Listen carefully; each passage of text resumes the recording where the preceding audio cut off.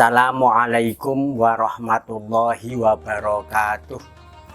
Bismillahirrahmanirrahim. Alhamdulillahi rabbil alamin. Wassalatu wassalamu ala sayyidina Muhammadin wa ala alihi wa ashabihi ajmain. Selamat bertemu kembali dengan LDNO MBC NU Kecamatan Baron dalam acara Kultum Ramadan. Pada kesempatan ini saya akan menyampaikan tema makna rizki dalam Islam dan kiat-kiat mendapatkan rizki yang berkecukupan. Para pemirsa yang budiman, yang perlu diingat adalah bahwa rizki itu tidak melulu terkait dengan harta benda. Pada doa Allahumma barik lana fi ma razaqtana wa qina adzabannar, doa makan, itu rizki yang dimaksud di sini adalah makanan yang kita makan dan minuman yang kita minum. Pada doa kumpul suami istri, Allahumma janibna syaitona wa janibus syaitona ma razaqtana. Kata-kata ma razaqtana itu rizki yang dimaksud berupa anak, putra, putri, generasi dan seterusnya. Kemudian jangan sampai kita itu menilai bahwa rizki yang diberikan Allah melulu kepada harta benda. Ini penting karena apapun anugerah yang diberikan Allah kepada kita berupa kesehatan, berupa keluarga, berupa harta dan apapun, sesungguhnya itu adalah rizki. Itu poin yang pertama. Yang kedua, mengerucut kepada rizki berupa harta, bahwa harta itu adalah sarana untuk ibadah, sarana bukan tujuan. Kepemilikan harta itu masuk qaidah ma la yatimul wajibu illa bihi fahuwa wajib. Suatu perkara yang hal wajib tidak bisa sempurna kecuali dengan perkara itu, maka perkara itu hukumnya adalah wajib. Wudu itu hukum asal adalah sunnah, tetapi sholat tanpa wudhu tidak sah, maka wudhu menjadi wajib. Sholat itu wajib. Usaha supaya sholat sah diantaranya adalah menutup aurat. Bagi perempuan di Indonesia mukena, bagi kita laki-laki sarung, kemeja dan seterusnya. Bisa tercukupinya syarat-syarat sholat manakala kita memiliki penutup aurat. Dan supaya kita punya penutup aurat, kita harus punya uang untuk membelinya. Dari sinilah mencari harta, mencari uang dalam rangka untuk membeli penutup aurat menjadi wajib. Karena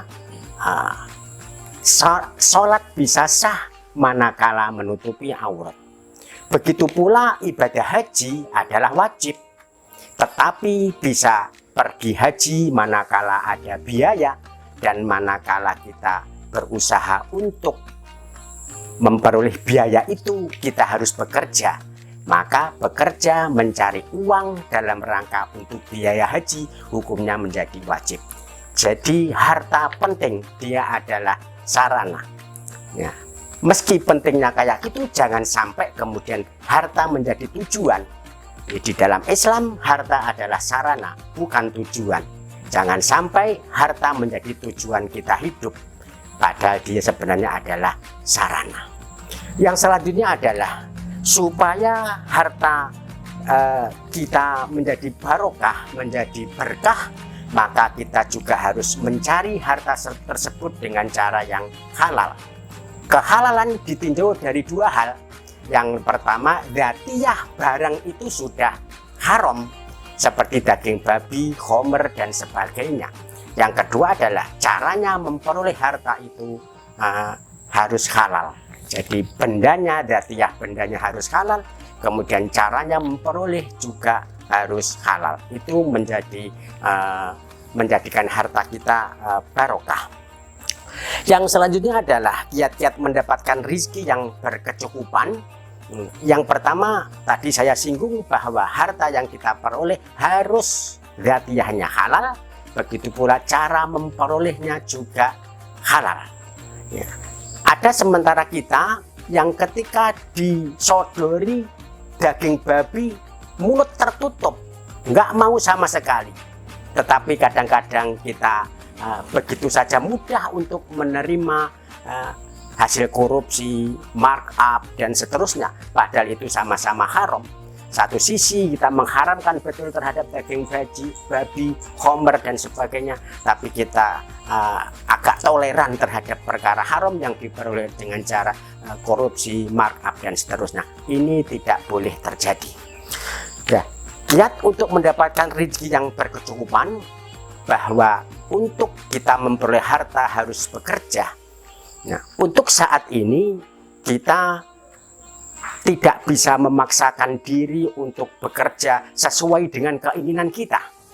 Bahkan banyak sarjana di bidang tertentu, kedokteran sekalipun, itu belum tentu kerjanya di bidang pendidikan yang telah dia tempuh. Tidak mesti orang yang memperoleh pendidikan kedokteran kemudian menjadi dokter. Tidak bijak kita memaksakan diri untuk menjadi guru PNS meski kita sarjana pendidikan.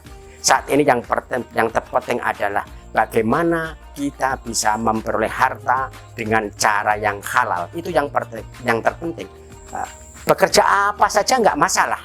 Boleh saat ini dengan kemajuan teknologi, kemajuan IT, digitalisasi dan sebagainya, banyak peluang kerja yang dulu kita tidak pernah terbayangkan sekarang menjadi kenyataan. Modal sekarang tidak harus kita miliki, tempat, gedung, dan seterusnya tidak harus kita miliki seperti dulu. Kita bisa jual beli online dan pekerjaan-pekerjaan terkait IT yang lain. Nah, untuk memperoleh rezeki tersebut kita harus bekerja, tetapi untuk saat ini pekerjaan yang terpenting adalah kita punya keahlian di bidang itu, dan kemudian kita menikmati pekerjaan itu. Saya kira itu yang harus kita lakukan saat ini. Nah, untuk keperluan memperoleh rezeki yang barokah, kita harus bekerja dengan cara yang halal, dan komoditas atau barang yang kita konsumsi, yang kita perdagangkan juga harus yang halal. Supaya kita, anak-anak kita, putra-putri kita, generasi kita bisa terjaga dari perkara yang haram tersebut. Memang butuh latihan, butuh pembiasaan terus-menerus, sehingga kita terhindar dari barang haram tersebut menjadi mendarah daging.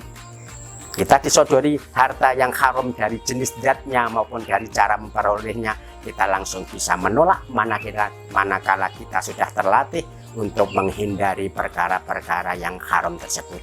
Saya kira demikian, semoga ada guna dan manfaatnya.